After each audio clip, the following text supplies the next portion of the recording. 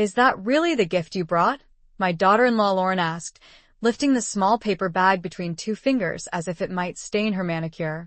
The dining room of the Hayes family home was filled with warm light from the chandelier above the long oak table, the kind of table meant for holidays and celebrations, but that night it felt more like a stage. My in-laws had gathered to celebrate my father-in-law's 70th birthday, and every seat was filled except the one beside me, where my husband Daniel had stepped away to take a call. I had arrived 15 minutes earlier with my modest gift tucked carefully under my arm, hoping it would be enough. Apparently, Lauren disagreed. "Margaret, you didn't have to bring anything," she said with a smile that didn't reach her eyes. "I mean, judging by the size of that bag." A few soft laughs traveled around the table. I felt them more than I heard them. Daniel's cousin Andrew leaned forward slightly, curiosity bright in his expression. "Come on, Lauren," he said, half amused. "Let's see what it is." Lauren tilted the bag and peeked inside, her eyebrows lifting. "Oh, wow," she said slowly. "An envelope." The word hung in the air, like a punchline waiting for applause. Someone chuckled. Someone else cleared their throat to hide a smile. I kept my hands folded neatly in my lap and watched the scene unfold the way you watch rain from behind a window, aware of the storm but untouched by it. Lauren slipped the envelope out and held it up for everyone to see. It was plain, cream-colored, nothing fancy, just the kind you can buy in a pack of 50 at any office supply store for about $5. "Well," she said lightly, "I guess heartfelt letters are making a comeback." More laughter followed, the kind that comes easily when people feel safe laughing at someone else. I had expected this. After 12 years married into the Hayes family, you learn to read the room long before you walk into it. Lauren placed the envelope back on the table like it was a coaster someone had forgotten to clear away. "You know," she added, glancing around at the others, "Daniel always says Margaret prefers simple things." Andrew smirked. Simple is one word for it. A moment later, Daniel returned, sliding into the empty chair beside me. "What did I miss?" he asked. Lauren answered before anyone else could. "Your wife brought your dad a very thoughtful gift." Daniel looked at the envelope. His expression flickered. Not quite confusion. Not quite concern. Just curiosity. "What is it?" he asked. Lauren shrugged. "No idea. I didn't open it. I figured maybe we should wait until after dinner." Her tone suggested she expected nothing inside worth interrupting a meal for. Across the table, my father-in-law, Richard Hayes, took a sip of water and waved one hand dismissively. "We'll get to gifts later," he said. "Let's eat." Plates began to move. Glasses clinked softly. Conversation returned to safer topics: real estate prices, business partnerships, golf scores. The envelope sat quietly near the center of the table. No one touched it again for the next 40 minutes. And I simply waited, because sometimes the quietest gifts are the ones people remember the longest. About halfway through dessert, the front door bell rang. Lauren frowned slightly. "Who's that?" she asked. Daniel stood up. "Probably just a neighbor." But when the door opened and footsteps crossed the foyer, the man who entered the dining room wasn't a neighbor at all. He was Robert Whitman, the family attorney, carrying a slim leather briefcase and wearing the calm expression of someone who had just arrived exactly where he expected to be. And when his eyes settled on the envelope resting on the table, he nodded once, as if confirming something only he understood. The room grew quiet in the way rooms do when someone unexpected walks in. Conversations faded, forks paused halfway to plates, and every pair of eyes slowly turned toward the doorway. Robert Whitman stepped inside with calm confidence, the kind of calm that comes from decades of delivering news people did not always expect to hear. He closed the front door behind him, brushed a speck of dust from his dark gray jacket, and gave a polite nod to the table. My father-in-law straightened in his chair. "Robert," he said, surprised but still cordial. "We were not expecting you tonight." Robert Whitman smiled lightly. "I will not take much of your time, Richard." His voice was steady and measured, the same voice I had heard many times during the past year in quiet offices with large windows overlooking downtown Chicago. He stepped closer to the table, setting his leather briefcase down beside an empty chair. Lauren leaned back slightly, clearly amused by the interruption. Did someone forget to pay their taxes? She joked, glancing around for approval. A few people laughed politely. Robert Whitman did not react. His attention moved across the room until it settled on me. Our eyes met for just a moment. That was all the confirmation either of us needed. Daniel noticed the exchange and looked between us with growing curiosity. Margaret, he said slowly, do you know why the family attorney is here? I folded my hands together on the table and kept my voice calm. Yes. I asked him to come. The table went quiet again. Lauren tilted her head. You asked him? She repeated, her tone balanced between disbelief and amusement. For what exactly? Robert Whitman opened his briefcase and removed a thin folder. The leather clasp clicked softly when he closed the case again. Mrs. Margaret Hayes requested that I deliver and verify a document tonight in the presence of the Hayes family, he said. Andrew raised his eyebrows. A document? Lauren glanced toward the center of the table, where the plain envelope still rested beside the dessert plates. Her smile widened. Wait, she said slowly, pointing at it. Do not tell me that boring little envelope is the reason you are here. Robert Whitman followed her gesture and looked down at the envelope. His expression did not change, but he gave a small nod. Yes, he said simply. Daniel leaned forward now, clearly intrigued. What is in it? He asked. Lauren answered before anyone else could. Probably a thank you card. She slid the envelope toward Robert Whitman across the polished oak surface. Here. Since you came all the way over, you might as well open it. Robert Whitman picked up the envelope carefully, turning it once in his hands, as if confirming the seal had not been disturbed. The room felt different now. The earlier laughter had faded, replaced by a quiet tension no one had planned for. Even Richard Hayes watched more closely than before. I remained exactly where I was, my hands still folded, my posture relaxed. Robert Whitman broke the seal slowly and removed several sheets of thick paper. The sound of the envelope opening seemed louder than it should have been. Lauren leaned forward with theatrical curiosity. Well, she said lightly. What did Margaret bring? Robert Whitman adjusted his glasses and looked down at the first page. Then he looked up again, his gaze moving calmly around the table before returning to me. And in that moment, the faint smile that had been resting on Lauren's face began to fade. Robert Whitman held the papers in both hands, reading them carefully before he spoke. The room remained completely still. Even the quiet clink of silverware had stopped. I watched the small changes in everyone's expressions the way someone watches clouds slowly move across the sky. Lauren's confident smile had faded into a curious frown. Daniel leaned forward slightly, trying to read the first page from where he sat. My father-in-law rested his elbows on the table, his attention fully focused on the lawyer now. Robert Whitman cleared his throat gently. This document, he said in a calm and steady voice, is a certified ownership declaration and transfer agreement concerning Hayes Industrial Supply. The name of the company seemed to echo in the quiet dining room. Hayes Industrial Supply had been the foundation of this family for almost 40 years. It paid for the house we were sitting in, the vacations people liked to talk about at this table, and the reputation that followed the Hayes name through every business meeting and country club dinner in the city. Lauren blinked once, then leaned back in her chair with a small laugh. Okay, she said lightly. And what does that have to do with Margaret's little envelope? Robert Whitman looked down at the page again. Everything. The word was simple, but it settled over the table like a sudden change in weather. Daniel frowned. What do you mean, everything? Robert Whitman turned the document slightly so that my father-in-law could see the heading printed across the top of the page. According to this legal record, he continued, Mrs. Margaret Hayes has been the majority shareholder of Hayes Industrial Supply for the past 11 months. The reaction was immediate but quiet. Not shouting. Not disbelief spoken out loud. Just silence so thick that every person at the table seemed to stop breathing for a moment. Lauren looked from the document to me, then back to the lawyer. That is not possible, she said slowly. Richard owns the company. Robert Whitman shook his head politely. Richard Hayes transferred controlling shares last year through a private restructuring agreement that was approved by the board and finalized through my office. My father-in-law's eyes moved toward me. Not angry, not confused, just thoughtful.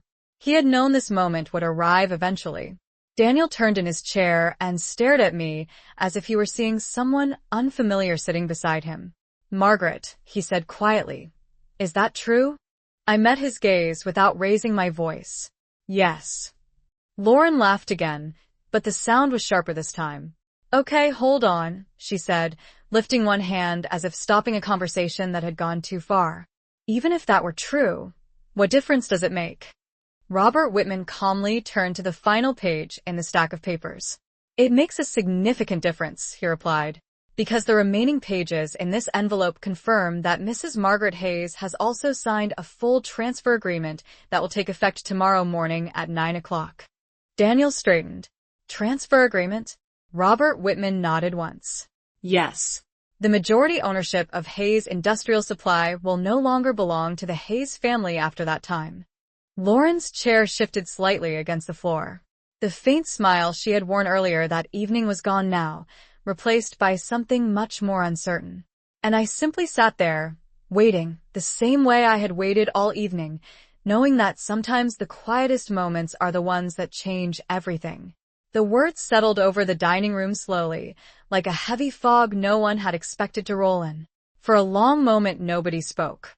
The ticking of the wall clock above the kitchen doorway suddenly seemed louder than it had all evening. Daniel looked from Robert Whitman to me again, his expression tightening as he tried to understand the shape of what he had just heard. "You transferred the company?" he asked. His voice was calm, but there was a strain beneath it now. Robert Whitman answered before I needed to. "The transfer agreement has been signed and notarized," he said.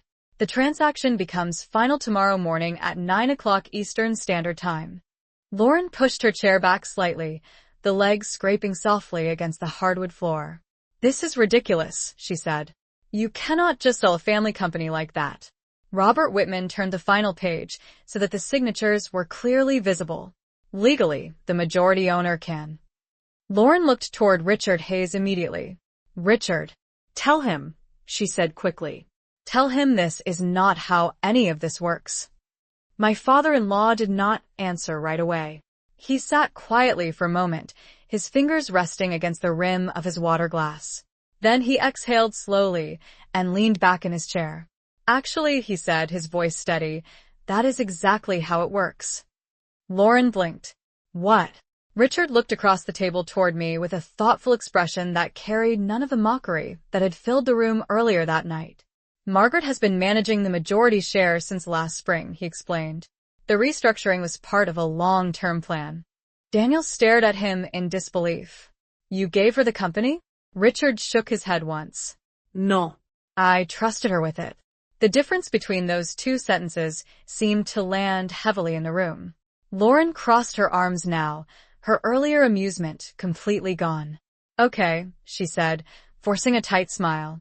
"Even if that were true, why would she sell it?" Robert Whitman closed the folder calmly. "Because the purchase offer she accepted was significantly higher than the current market valuation." Andrew leaned forward again, suddenly interested in a way that had nothing to do with jokes. "Higher by how much?" Robert Whitman glanced at the final page briefly before answering. "Approximately 42% above the company's projected value over the next 5 years." The number caused a ripple of quiet reactions around the table. Daniel looked stunned now. 42%, he repeated. Lauren's voice rose slightly. "Who would pay that kind of price?" Robert Whitman met her gaze evenly. "A national manufacturing group based in Denver, Colorado." Lauren's eyes widened. "A competitor?" Robert Whitman gave a small nod. "Yes." No one laughed this time. The envelope that had seemed so small earlier now sat empty on the table beside the lawyer's folder, yet it somehow felt larger than anything else in the room. Daniel slowly turned toward me again. "Margaret," he said quietly, "when did you decide to do this?" I looked at the faces around the table, remembering the laughter that had greeted the envelope less than an hour earlier. Then I answered in the same calm voice I had used all evening. Around the same time I realized that the smallest gifts often reveal the biggest truths. The silence that followed my words did not feel accidental anymore. It felt earned. Lauren stared at me as if the person sitting across the table was someone she had never bothered to look at before. Daniel still looked stunned, his hands resting flat on the table while he tried to connect the quiet woman he had married 12 years earlier with a decision that had just changed the future of his family business. Andrew leaned back in his chair slowly, letting out a long breath. 42% above market value, he repeated under his breath, almost impressed now. Lauren did not share his reaction. She shook her head quickly and pointed toward the lawyer. "This does not make sense," she said. "There has to be a mistake. Margaret has never even worked at the company." Robert Whitman did not appear offended by the comment. He simply adjusted his glasses and answered with the same calm tone he had used all evening. "Mrs. Hayes has attended every quarterly strategy meeting for the past 11 months, he said. She also approved the restructuring plan that increased the company's valuation by nearly 20% during that period.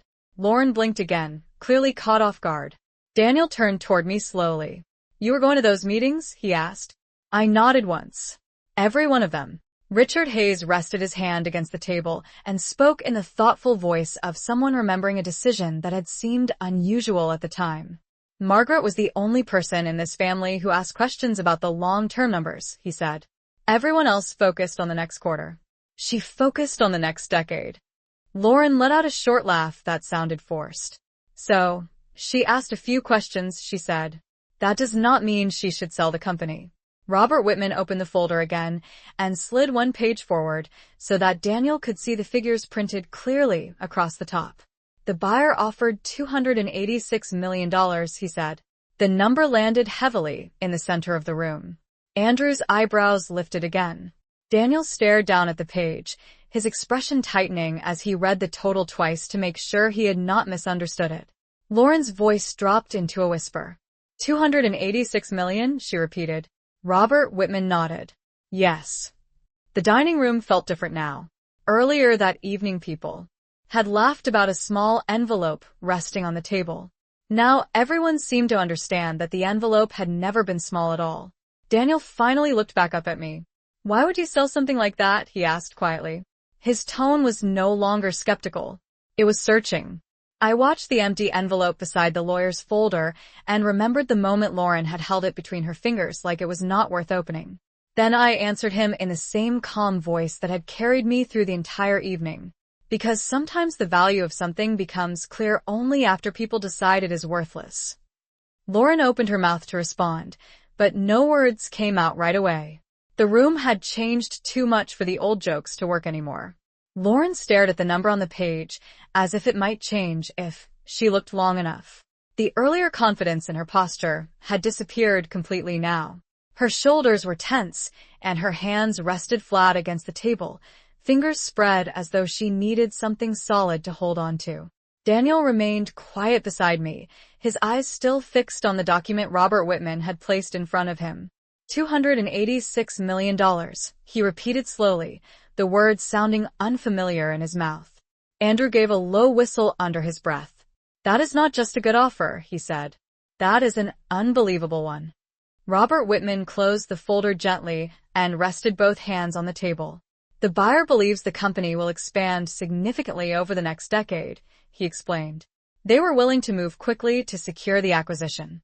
Lauren finally looked away from the paper and turned toward me again. The disbelief in her expression had shifted into something sharper now. "You planned this," she said quietly.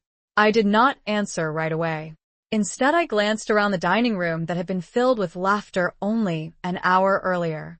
The candles near the center of the table had burned lower, their flames smaller now but steadier. "Yes," I said simply. Lauren shook her head. "For how long?" she asked. Robert Whitman answered the question before I needed to. "Negotiations began 5 months ago," he said. Daniel looked up quickly. 5 months, he asked. His voice was no longer confused. It carried a new weight now. The kind that appears when someone realizes a conversation has been happening without them for a long time. I nodded once. "The offer first arrived in early January," I explained. "After that, we reviewed the numbers carefully." Andrew leaned forward again. "So the envelope tonight was never about a birthday gift," he said slowly. Robert Whitman allowed himself a faint smile. "Technically it was," he replied. "It simply contained something more valuable than anyone expected." Lauren gave a short, humorless laugh. You mean something more valuable than any of us thought Margaret could bring to the table. The room fell quiet again after she said it. The difference this time was that no one laughed. Daniel turned his head toward her with a look I had not seen before, a quiet recognition that something important had just been revealed.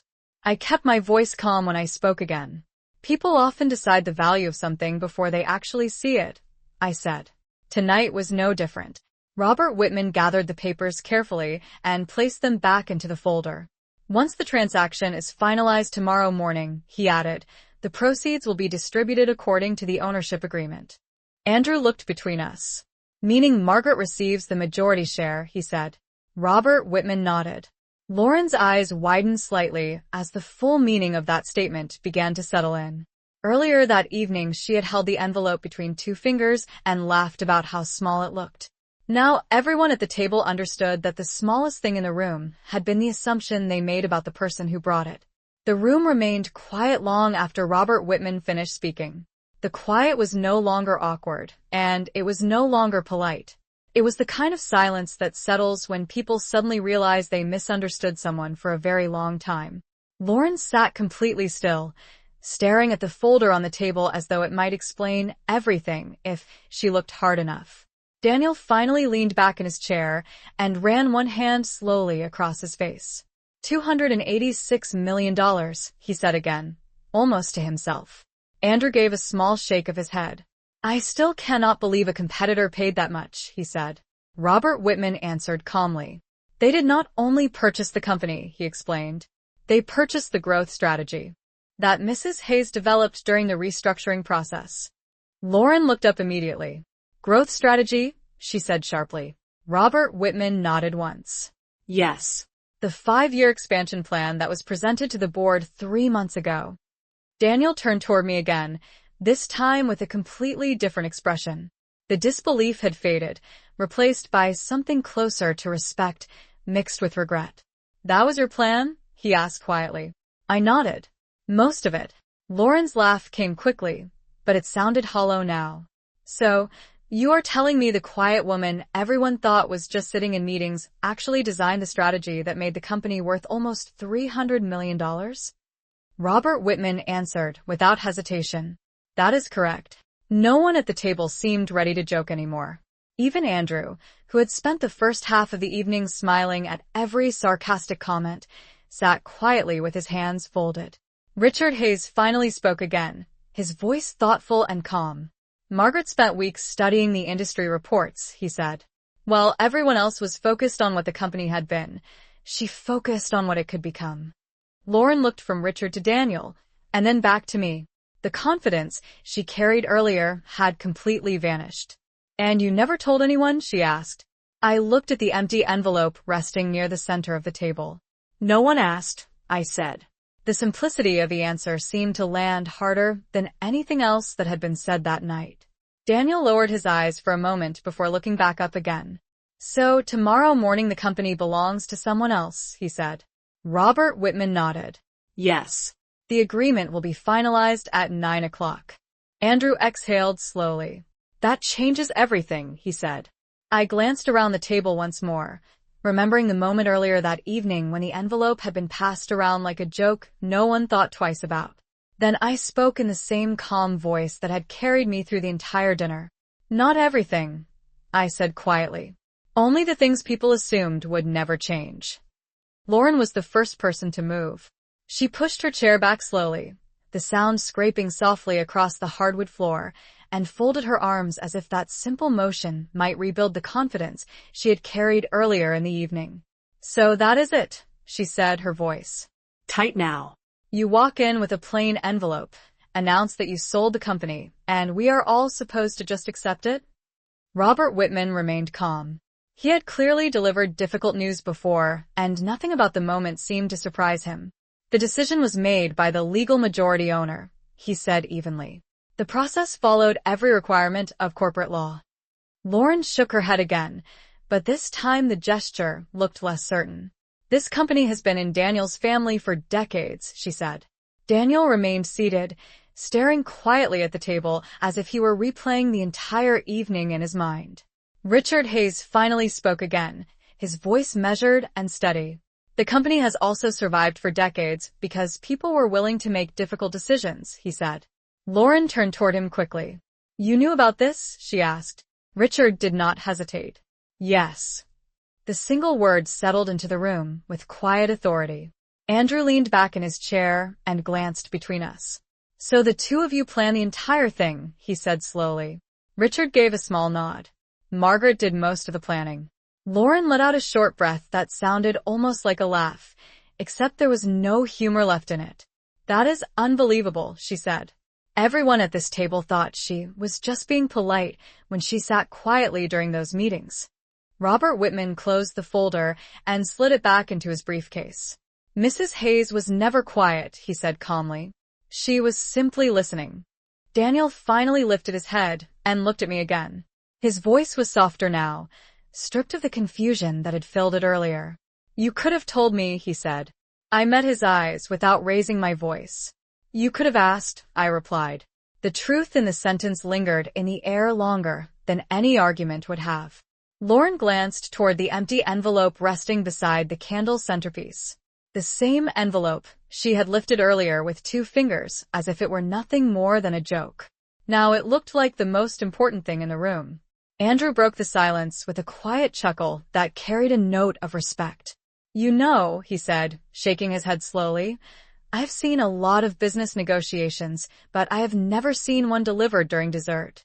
Richard allowed himself a faint smile. "Sometimes the best lessons arrive in small packages," he said. I looked at the envelope once more and then around the table at the faces that had changed so much over the course of one evening.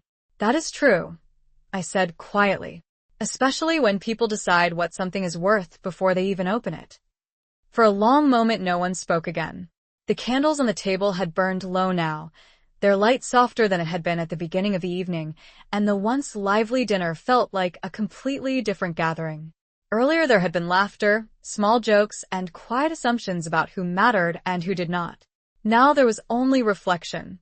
Daniel remained seated beside me, his hands folded in front of him, as if he were seeing the last 12 years from a new angle. Lauren stood near the end of the table, still trying to find the right words to rebuild the confidence she had lost. But nothing came. Andrew leaned back in his chair and looked at me with a thoughtful expression that carried none of the earlier amusement. "You really waited all evening to say anything," he said quietly. I gave a small nod. "Some things are clearer when people reveal themselves first," I replied. Robert Whitman closed his briefcase with a soft click and stepped back from the table, his role in the evening complete. "The paperwork will be finalized in the morning," he said calmly. "After that, the transition will move forward quickly." Richard Hayes stood slowly from his chair and placed one hand on the back of it. His eyes moved from Daniel to Lauren and finally to me. "Business changes," he said thoughtfully, "but character is what people remember." Lauren looked down at the table where the empty envelope still rested beside the candle centerpiece. It was the same envelope she had lifted earlier with a smile that invited laughter from the room. Now it looked different. Not larger, just heavier with meaning. Daniel finally spoke again, his voice quiet but sincere. "Margaret," he said, "I think tonight showed me something I should have noticed a long time ago." I looked at him, but did not interrupt. He exhaled slowly. "You were never the quiet one," he continued. "You were simply the only one paying attention." The honesty in his words settled over the table gently, like the last note of a song fading into silence. Andrew gave a small nod of agreement. Even Lauren said nothing, though her earlier certainty had completely disappeared. I reached toward the center of the table and picked up the empty envelope, holding it lightly between my fingers.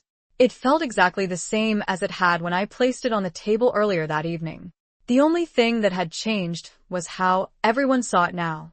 I stood from my chair and smoothed the sleeve of my jacket before speaking one final time. "People often decide the value of something the moment they see it," I said calmly. "But the truth is that value is rarely visible from the outside." No one argued with that. Not anymore. I placed the envelope back on the table and stepped away from the chair, leaving the dining room exactly the way I had entered it earlier that night, except for one quiet difference. This time, Everyone understood that the smallest thing in the room had never been the envelope. It had been the assumptions they made about the person who carried it.